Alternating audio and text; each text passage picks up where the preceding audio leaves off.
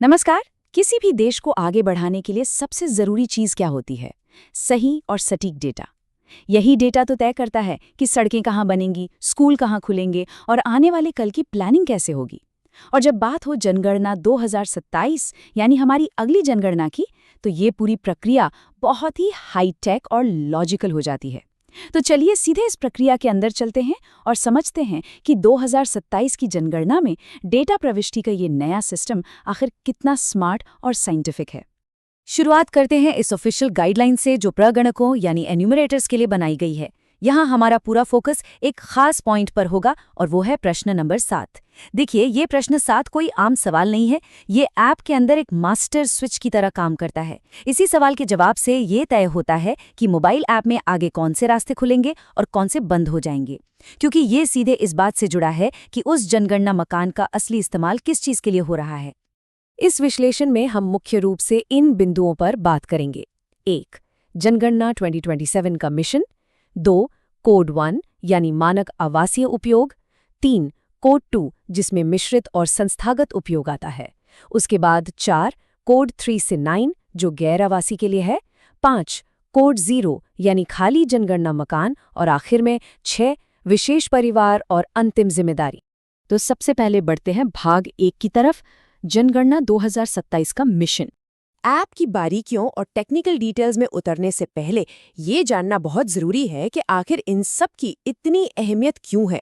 एक बहुत ही सटीक बात कही गई है, सही जानकारी, सशक्त जनगणना, मजबूत राष्ट्र निर्माण। और सच में ये सिर्फ एक नारा नहीं है।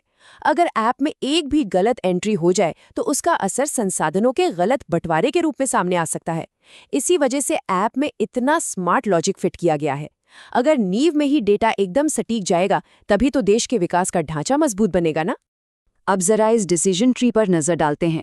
ये एक तरह की मास्टर चीट शीट है जो पूरी प्रक्रिया का निचोड़ दिखाती है। यहाँ कोड 1 से लेकर कोड 0 तक के सभी ऑप्शंस को उनके रिजल्ट्स के साथ मैप किया गया है। इस एक ओवरव्यू से पता चल जाता है कि किसी एक कोड को चुनने से ऐप में कौन सा बॉक्स इनेबल होगा, कौन सा डिसेबल होगा और कितने नए सवाल पूछे जाएंगे। चलिए अब हर एक कोड को डिटेल में डिकोड करते हैं।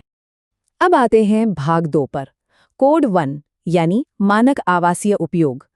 ये सबसे कॉमन सिनेरियो है जो सामान्य घरों के लिए होता है।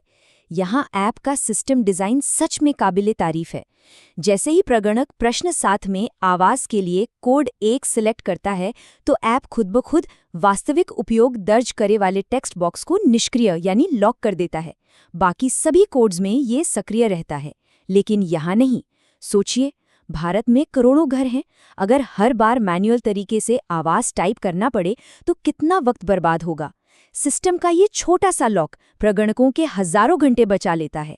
लेकिन रुकिए, कोड 1 चुनने के बाद काम खत्म नहीं होता, क्योंकि ये एक मानक आवास है तो प्रगणक को पूरी डिटेल लेनी होती है। इसलिए ऐप का फ्लो आगे बढ़ता है और पूरे 34 सवालों के दरवाजे खोल देता है। इन 34 सवालों में सब कुछ कवर होता है। परिवार में कितने सदस्य हैं, पीने के पानी का सोर्स क्या है, टॉयलेट किस टाइप का है और बाकी तमाम सुविधाएं। तभी तो एक परफेक्ट और कंप्लीट डेटा पिक्चर तैयार होती है।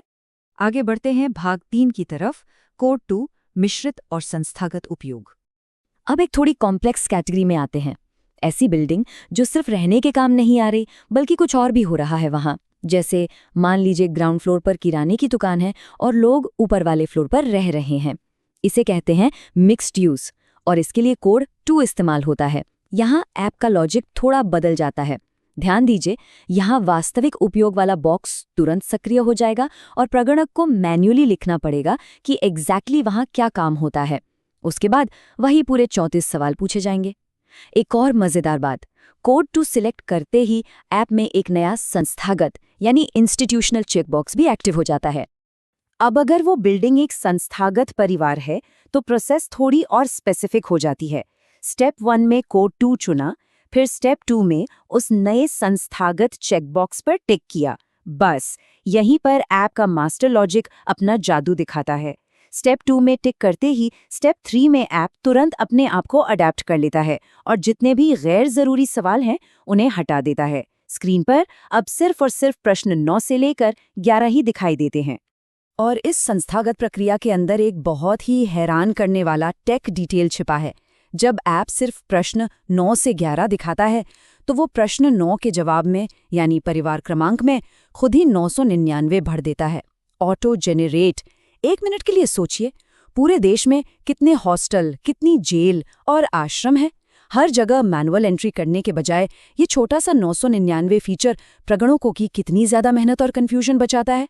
उन्हें सिर्फ प्रश्न 10 और 11 में ही मैनुअली डेटा फिल करना पड़ता है। अब चलते हैं भाग 4 पर। कोड 3 से लेकर 9 यानी गैर आवासीय श्रेणी। ये कोड्स उन बिल्डिंग्स के लिए हैं जहां कोई रहता नहीं है। जैसे ही कोड 3 से 9 के बीच का कोई भी ऑप्शन सिलेक्ट होता है, कहानी बिल्कुल क्लियर हो जाती है। यहाँ वास्तविक उपयोग का बॉक्स पूरी तरह से सक्रिय रहता है। भले ही वो एक बड़ी सी फैक्ट्री हो, स्कूल हो या गली के नुक्कड़ की दुकान, बिल्डिंग किस काम आ रही है ये वहाँ लिखना होता है। लेकिन क्योंकि वहाँ कोई रह नहीं रहा है, ऐप बड़ी समझदारी से बाकी के तमाम सवालों को वहीं लॉक कर देता है। इसके बाद ऐप में कोई नया डेटा रिकॉर्ड ही नहीं करना होता। चलिए देखते हैं भाग 5, कोड 0, खाली जनगणना मकान। कभी न कभी फील्ड में ऐसे मकान भी मिलेंगे जो बिल्कुल खाली पड़े हैं। ऐसे एम्प्टी हाउसेस के लिए कोड 0 का यूज होता है। अब यहाँ एक ट्रिक है। कोड 0 चूज करते ही ऐप तुरंत वास्तविक उपयोग बॉक्स को सक्रिय कर देता है। क्यों? क्योंकि सिस्टम को एग्जैक्टली ये जानना है कि वो मकान आखिर खाली क्यों है। प्रगणक को साफ साफ लिखना होता है कि क्या घर रेंट के लिए खाली है या जर्जर हालत में है या कोई और वजह है। एक बार ये क्लियर रीजन एंटर हो गया तो ऐप सवालों का सिलसिला वहीं रोक देता है। और आखिर में भाग 6, विशेष परिवार और अंतिम जिम्मेदारी। ये आखिरी हिस्सा कुछ स्पेशल केसेस के बारे में है। यहाँ 2 बहुत ही अलग सिचुएशंस को समझना जरूरी है। एक तरफ है संस्थागत परिवार, जहाँ परिवार के मुखिया का नाम नहीं बल्कि उनका पद यानी पोस्ट दर्ज होती है। जैसे कि कोई वार्डन हो, जेलर हो या मैनेजर, वो designation he head of family बन जाता है। और दूसरी तरफ है बेघर लोग। ऐप और गाइडलाइंस बिल्कुल क्लियर करते हैं कि बेघर परिवारों को इस मौजूदा चरण में बिल्कुल टच नहीं करना है। उन्हें पूरी तरह से इस फेज से बाहर रखा गया है, क्योंकि उनकी गिनती के लिए जनगणना के बिल्कुल आखिर में एक स्पेशल रात रिजर्व होती है। अगर इस पूरी प्रोसेस को एक लाइन में समेटना हो तो ये ऑफिशियल लाइन बिल्कुल परफेक्टली फिट बैठती है। सही कोडिंग, सही रिकॉर्डिंग, यही है हमारी जिम्मेदारी। ये सिर्फ एक सॉफ्टवेयर फीचर नहीं है, ये एक्चुअली एक राष्ट्रीय कर्तव्य है। एक प्रगणक कितनी सावधानी से वो एक कोड सिलेक्ट करता है, वही तय करता है कि ये पूरा लॉजिकल सिस्टम कितना सफल होगा। तो इस पूरे डीप डाइव के बाद एक बहुत ही मजेदार सवाल उठता है। जरा सोचिए, अगर ऐप में एंटर किया गया सिर्फ एक छोटा सा कोड पूरे परिवार के डेटा का रास्ता तय कर सकता है, तो ये जो इतना डिटेल और परफेक्टली क्राफ्टेड ब्रांचिंग लॉजिक बनाया गया है, ये 2027 के नेशनल सेंसस की एक्यूरेसी को किस नए लेवल पर ले जाएगा। ये स्ट्रक्चर किसी भी ह्यूमन एरर को ना सिर्फ कम करता है बल्कि डेटा की क्वालिटी को एकदम सॉलिड बनाता है। इसने नेशनल डेटा कलेक्शन के लिए सच में एक नया बेंचमार्क सेट कर दिया है। सवाल ये है, क्या हम डेटा की इस इतनी सटीक और स्मार्ट डिजिटल क्रांति के लिए पूरी तरह से तैयार हैं?